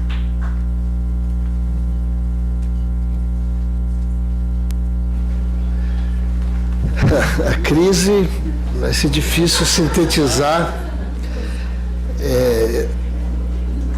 A crise que nós estamos vivendo, antes de tentar a resposta direta, é a crise mais profunda que eu, aos 70 anos de idade, já testemunhei neste país. Eu não quero aqui edulcorar, assim, lançar luzes rosas sobre... Bom, nós estamos vivendo momentos gravíssimos, gravíssimos. É minha perspectiva, mas eu acho que ela pode ser compartilhada por muita gente. Então, primeiro, não há crise da comunicação. Tá? Eu vou me remeter a essa questão daqui a pouquinho. Tá? A crise é muito profunda. É uma crise institucional profunda. Você tem o Poder Executivo em frangalhos, você tem o Poder Legislativo em frangalhos, tá? Você tem o sistema partidário brasileiro em frangalhos. Tá? Você tem o Poder Judiciário dividido e fragmentado, não vou dizer partidarizado, mas, enfim, assim, as manifestações que emanam do Supremo hoje são contraditórias, você tem, enfim, é muito sério. E, mais recentemente, você tem o Ministério Público, né, o Poder Judiciário como um todo, né, e você tem o Ministério Público envolvido num imbróglio, tá, sob ataque, inclusive, do Poder Executivo. Né? Então, assim, quando você olha isso, que saída, qual é a saída para esse processo todo? É muito grave, muito grave. Só para lembrar, o primeiro sintoma dessa crise, ele foi muito generoso, que foi as jornadas de junho de 2013. Tá? A professora Darcy Biapina, nossa colega de cinema, que fez um documentário lindíssimo, chamado O Gigante Acordou. E aquele era um primeiro olhar otimista de que aquele tinha uma juventude que foi à rua generosamente. E se começou lá com a questão da tarifa única, né, da tarifa zero em São Paulo, a briga, mas tinha uma questão ali que assim, era uma visão que setores de classe média, mas a juventude principalmente, assim, quase que espontaneamente, assim, o Estado está nos deixando na mão. Serviços públicos, não mercadoria, serviços públicos, na educação, saúde, enfim, essa que era a reivindicação fundamental. Né?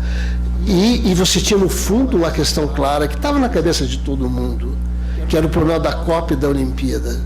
Eu não podia ver aquele estádio aqui em Brasília. Eu não posso ver até hoje, até porque ele é fora da escala do plano piloto. Ele é tão agressivo, ele é até fora da escala arquitetônica. Aquela coisa. Entende? Então, veja bem, ali foi o primeiro sintoma.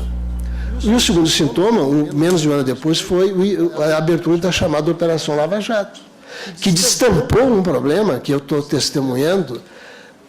Professora Elza, né? Quer dizer, eu fui jornalista no Paraná. Eu fui testemunho de diálogo de um ministro de transportes da ditadura chamado Mário Andreasa, com um grande empreiteiro paranaense que foi importante até recentemente, chamado Cecílio Rega Almeida, certo? Discutindo ali como é que ia ser a retomada da obra da empresa da Estrada de Ferro Central do Brasil. Eu era repórter, testemunhei isso. Tá? Central do Brasil, da Central do Paraná. Como é que assim, a partilha para o meu grupo, o teu grupo e tal, e logo no momento seguinte o próprio Cecílio Rega Almeida derrubou um governador do Paraná nomeado pelo governo mestre Haroldo Leão Pérez. A Veja ela foi apreendida nas bancas pela ditadura para não deixar aquela história circular. Então, a Operação Lava Jato, ela só destampou de um jeito torto, de um jeito safado, tá? Porque ele mirou, achando que ele tinha começado a acreditar, e realmente mirou um partido político, mirou um grupo político, tá? Que cometeu seus pecados, é verdade. Por quê? Porque não fez nada para coibir um processo que é um processo histórico, que estava escrito. Quer dizer, então, e isso não tem fim, quer dizer, é uma caixa de Pandora. Quando é que vai acabar de sair coisa aí de dentro? É muito grave. É muito grave. Tá? Então, vejam bem, eu estou sendo assim, muito sincero com vocês. Né?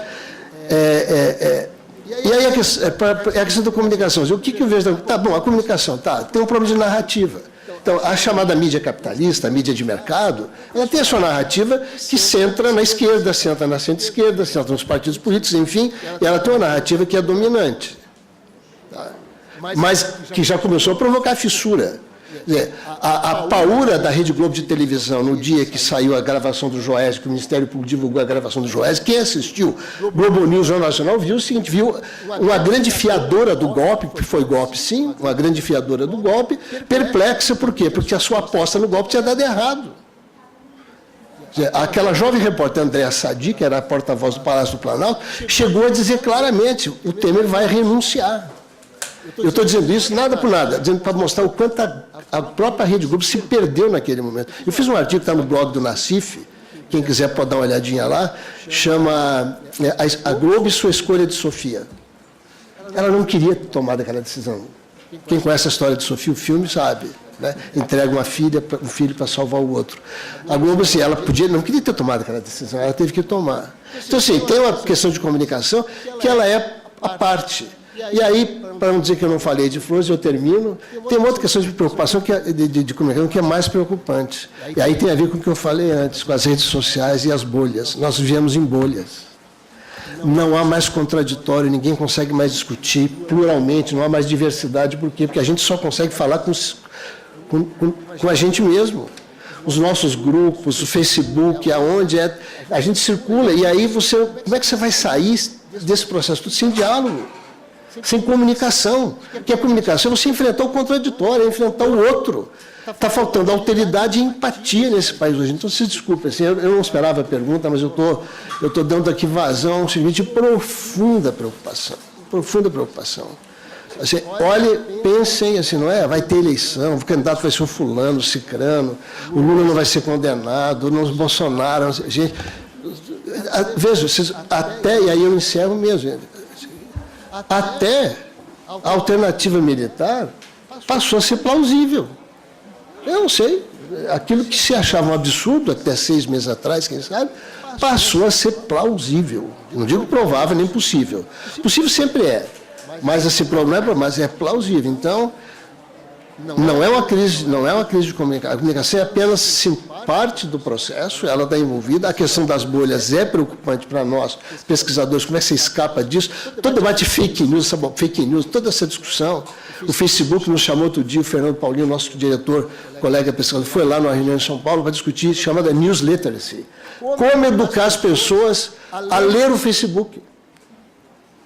Para saber o que no Facebook, uma plataforma, coloca lá o que é verdade, o que não é, como é que tira, onde é que está a fonte. O Facebook está montando um projeto, chamou um monte de jornalistas, acadêmicos para discutir isso. O Facebook, que é o grande elemento, todo mundo aí, todo mundo aí, estamos todos ligados no Face. Certo? Então, assim, eu digo para vocês, perdão, mas é muito grave. Então, não é a crise de comunicação, o André assim, está certo, é uma crise política, institucional, profunda, sem que você olhe adiante e consiga imaginar qual que vai ser a saída. Ela vai acontecer. Ela pode ser caótica, inclusive. Ela pode ser caótica. Pode ser caótica. É isso.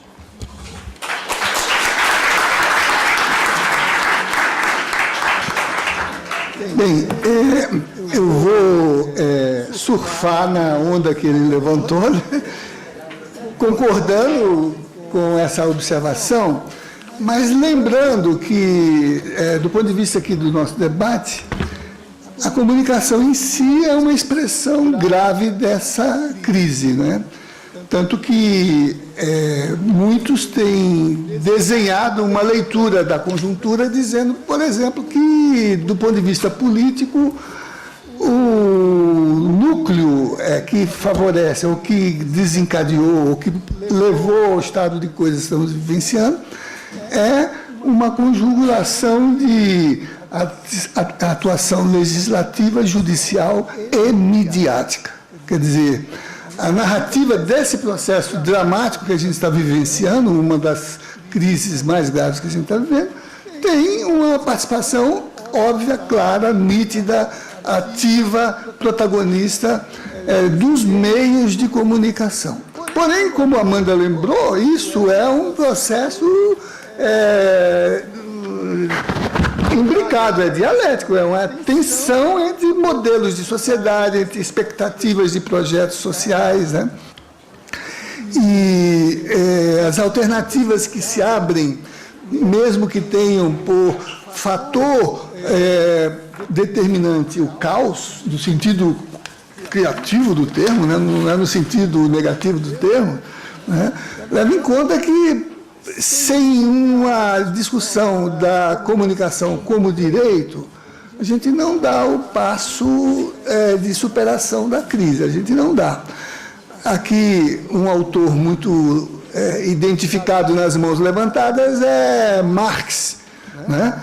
Aliás, está passando aí o Jovem Marx, o filme, né? Vocês vejam no YouTube, né? Ele que viveu as turras com a imprensa, né? Naquele tempo se chamava imprensa, não era comunicação. As turras com a imprensa, como editor, como jornalista, como foi processou. Não obstante sua tensão com a imprensa, ele dizia que a imprensa era o cão de guarda da democracia, o cão de guarda da democracia. E com as contradições, a gente acaba se situando, do ponto de vista da realidade que a gente vivencia, no ambiente da informação, né?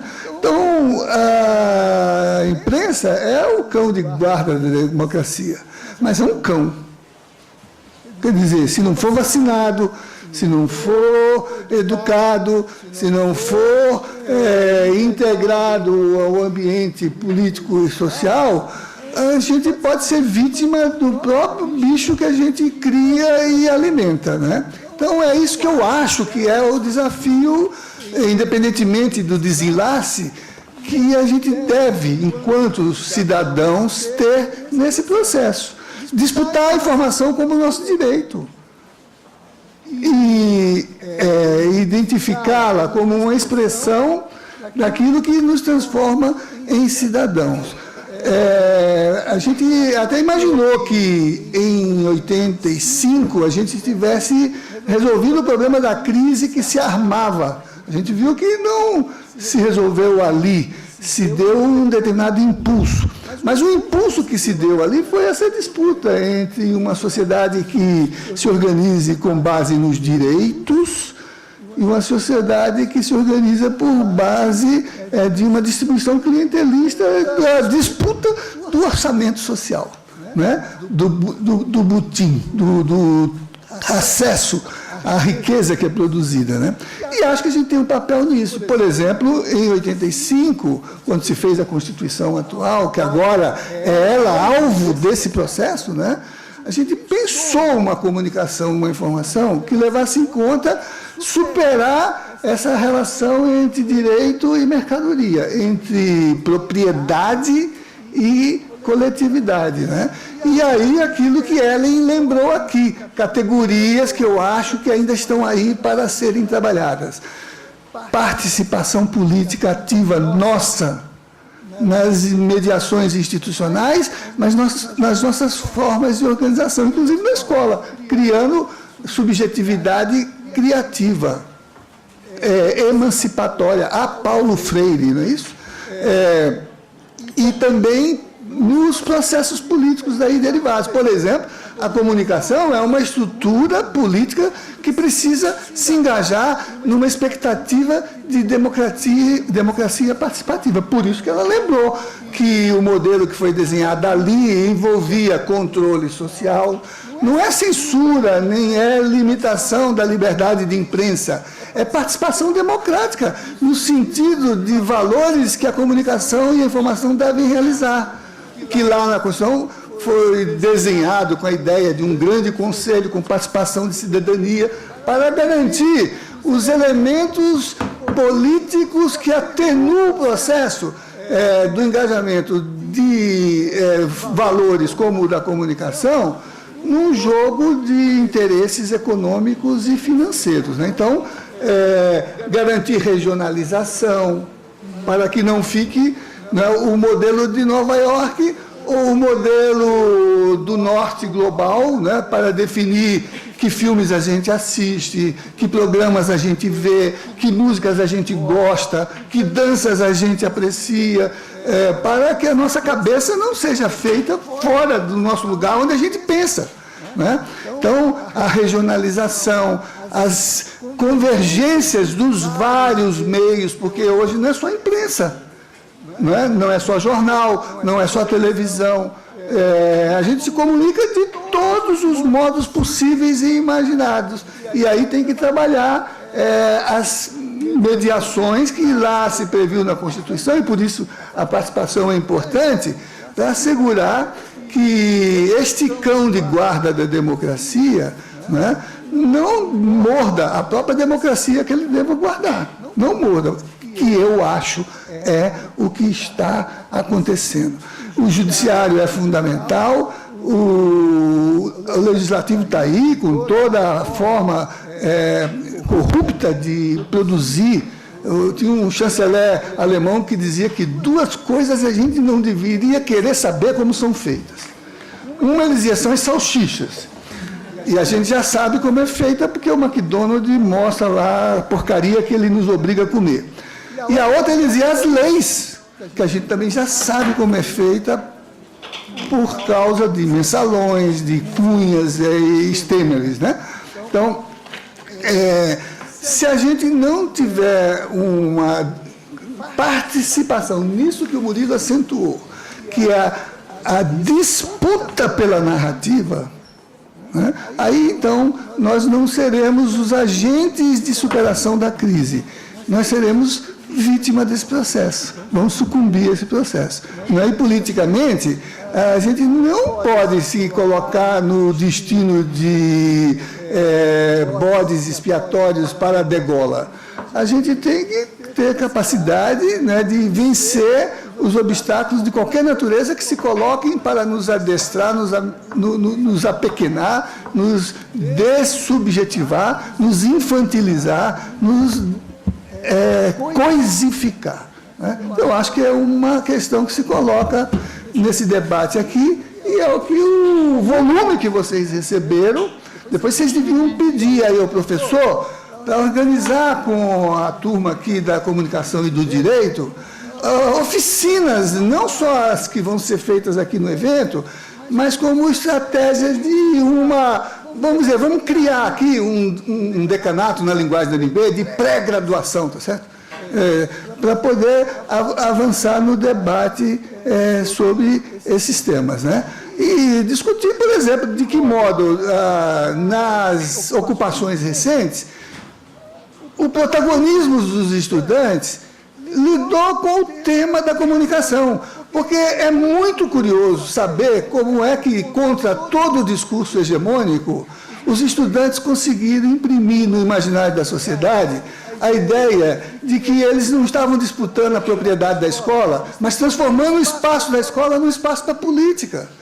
E como é que eles conseguiram as alianças, inclusive, contra os meios de comunicação, com os vários setores da sociedade, para entender que a ação que eles desenvolveram era legitimamente transformadora da sociedade. Então, eu acho que essa disputa está aí, a crise existe, ótimo, porque a crise é a mediação das experiências de transformação da sociedade.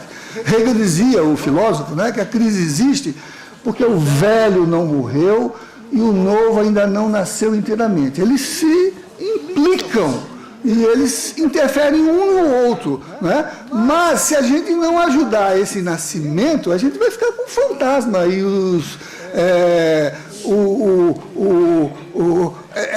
esses monstros que presidem o nosso imaginário e não nos deixam avançar, né? Então, eu acho que, Amanda, você é a expressão.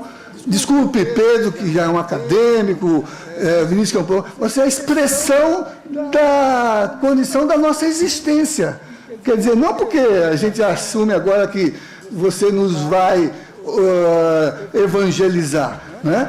É porque você é esse novo que está nascendo, consciente, e que não se deixa iludir com os subterfúgios das formas ilusórias que saem por aí como se fosse verdade, como se fosse uma opinião, como se fosse um consenso. muito bem, muito obrigado. Valeu estar aqui hoje só para te ouvir.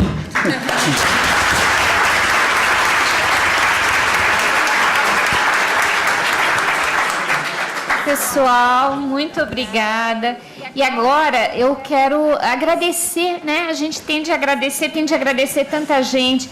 Agradecer às estudantes e aos estudantes que, em nome de Vanessa, que é a nossa professora voluntária, mas foi estudante aqui, ficaram ontem até as 9h30 da noite para aqui, né, domingo, que não é um dia que a universidade se abre, mas preparando tudo para recebê-las, para recebê-los. Foi um ano de trabalho para a gente organizar essa semana. Muito obrigada a vocês. Realmente, com essa parceria, com esses alunos e com essas alunas, a gente tem tudo. Pode ter uma crise enorme, mas também tem muita esperança.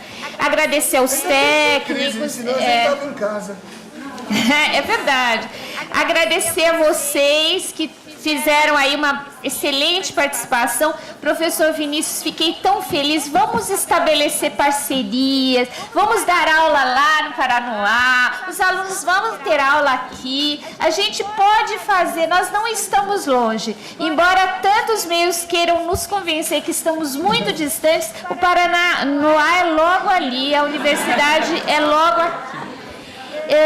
Pessoal, dessa forma, eu peço que vocês acompanhem o professor. Vai ter alguns estudantes que vão levá-los para o almoço, né? E almoçar tão cedo, sabe por quê, gente? Porque a fila é gigantesca. É uma realidade do RU. Aprendam a viver essa fila, a ficar lá já conversando, interagindo com os estudantes daqui também, tá bom? Então a gente pede para os estudantes, as estudantes do Paranoá, para irem, sim. Certo. E, ao mesmo tempo, a gente vai compor a mesa do segundo painel. Tá ok? Agradecemos aqui os palestrantes. Gente, foi muito bom. Aprendi muito.